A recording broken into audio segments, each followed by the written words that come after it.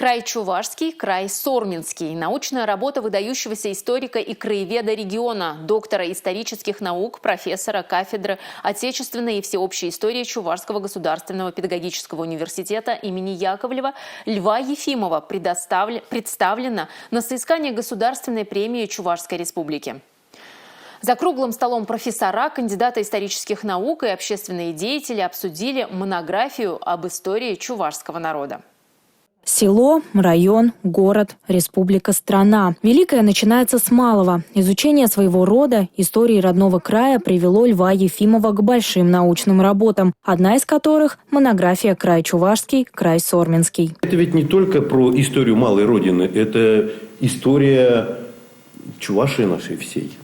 Это история России, нашей большой родины.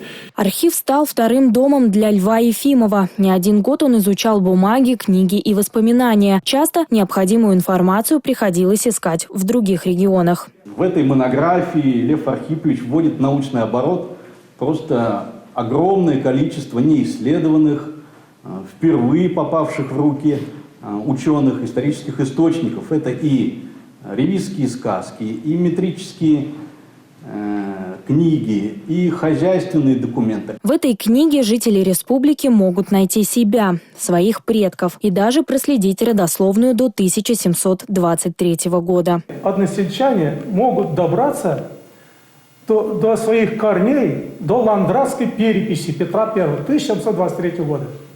Все выявил, сам же расшифровал, так что старославянский там не каждый умеет читать. За круглым столом труд профессора поддержали научные деятели республики и, к слову, работу практически не критиковали. Мы Льва Архиповича всегда поддерживаем в его инициативах и, конечно, рекомендуем его труд на премию государственную в области науки и технологий. Государственная премия может стать толчком к новым научным открытиям. Но с признанием или без, Лев Ефимов планирует подарить жителям республики новые, неизвестные факты об истории родного края.